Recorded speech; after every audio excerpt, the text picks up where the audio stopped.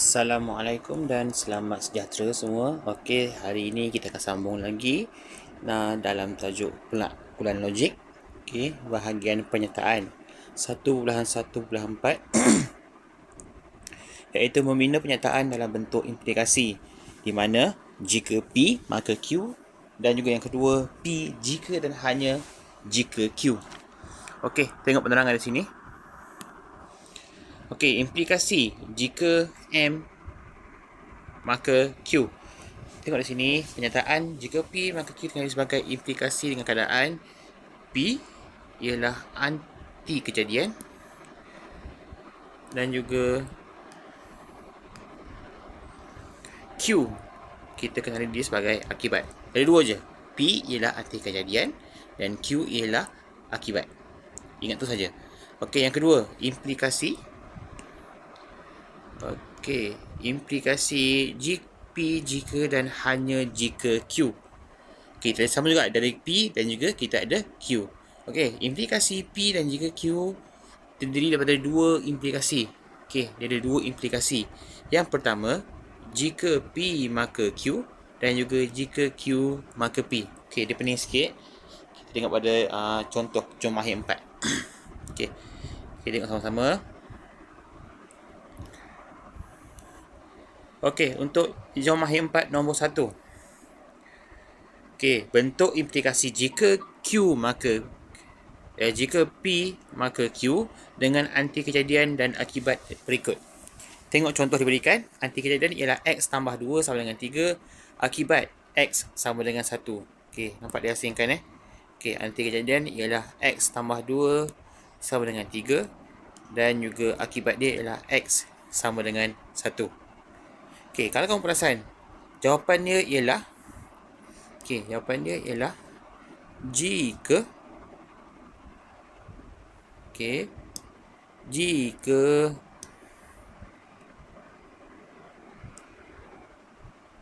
warna apa tadi? Bukan. Okey, sekejap maafkan saya.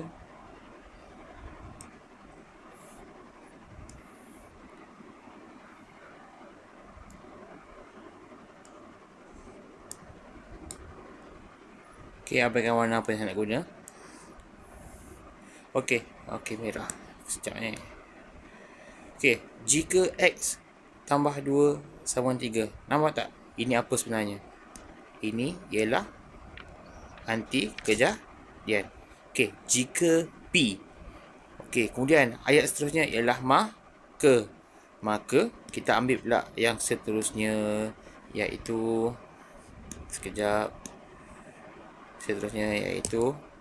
akibat X sama dengan 1. Kita ambil ayat, kita hanya bina ayat sahaja. Okey, tengok soalan A. Soalan A kita ada anti kejadian 18 ialah integer. Okey, ini yang pertama. Okey, yang kedua ialah 18 ialah nombor bulat. Anti kejadian dan juga akibat. Ini ialah anti kejadian, yang kedua ialah akibat. Ayat sama jika maka. Okey, jawapan dia ialah jika 18 ialah integer, maka 18 ialah nombor bulat. Nampak tak? Dia ambil daripada mana? Okey, yang pertama 18 ialah integer. Okey, yang kedua ialah 18 ialah nombor bulat. Yang pertama kita ambil daripada anti kejadian, yang kedua kita ambil daripada akibat. Okey, itu saja. Jika maka. Okey, untuk soalan seterusnya, untuk soalan B dan soalan C, kamu jadikan ini sebagai latihan. Okey, next.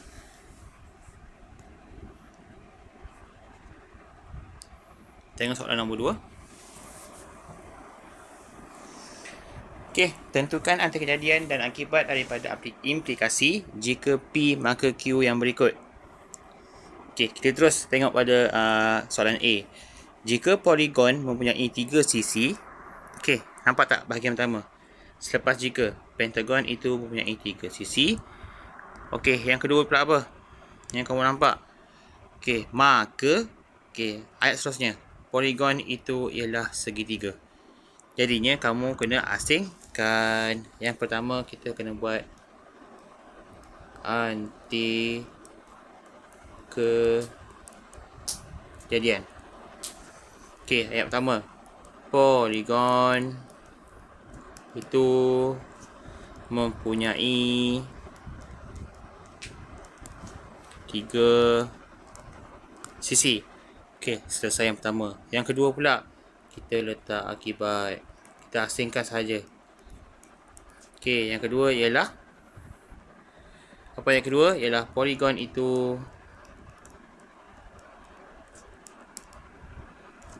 ialah segi 3. Okey, itu saja. Pecahkan daripada satu ayat menjadi kepada 2 ayat.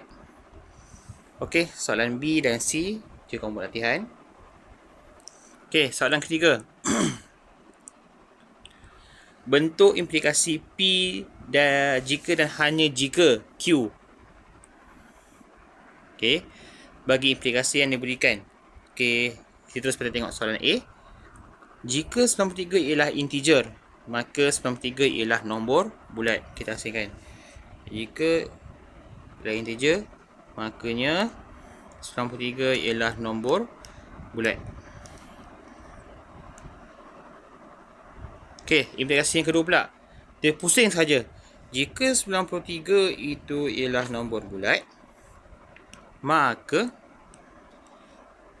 93 itu ialah integer. Okey, untuk kamu nak buat ayat jika dan hanya jika, kita ambil yang pertama saja. Ini ialah P dan ini ialah Q. Kita hanya perlu ambil ayat yang pertama saja. Jadinya kita hanya perlu tulis ayat pertama ialah 93 ialah integer. Okey, terus ayat dia. Jika dan hanya jika dan jika, ayat kedua dia ialah 93 ialah nombor bulat.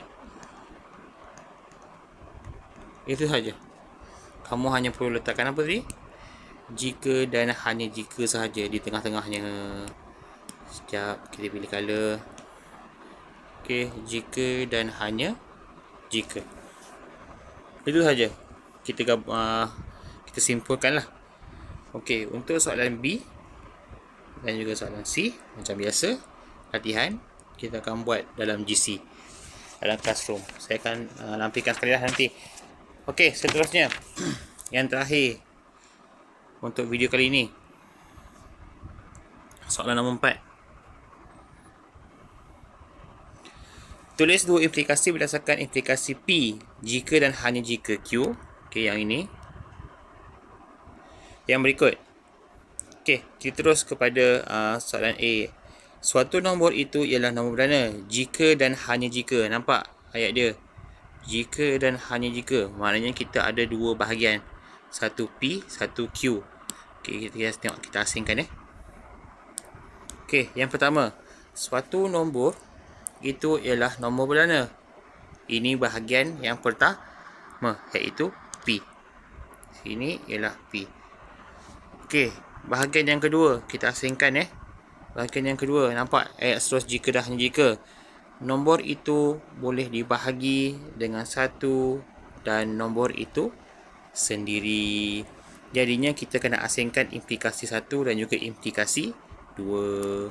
Okey, pertama, nak cari jawapan dia. Tulis implikasi 1. Okey, kita ambil ayat P. Ini setelah ni Q. Kita ambil ayat P saja. Okey. Jika suatu nombor itu ialah nombor purana, maka ayat seterusnya ialah nombor itu boleh dibahagi dengan 1 dan nombor itu sendiri. Panjang sikit. Okey, selesai bahagian pertama. Dia kan ada 2 implikasi. Kamu kena buat yang kedua. Terbalikkan saja. Okey, implikasi 2. Okey, sama juga ayat dia. Jika, tapi kita ambil Q dahulu. Nombor itu boleh dibahagi dengan 1 dan nombor itu sendiri, maka barulah kita ambil P pula. Suatu nombor itu ialah nombor perdana. Nampak? Dia kena buat 2 implikasi. Dapatlah markah yang seterusnya. Okey, untuk soalan B dan C. Untuk soalan B dan C sebagai latihan yang akan saya upload dalam GC, dalam Google Classroom. Okey, itu sahaja untuk hari ini. Terima kasih.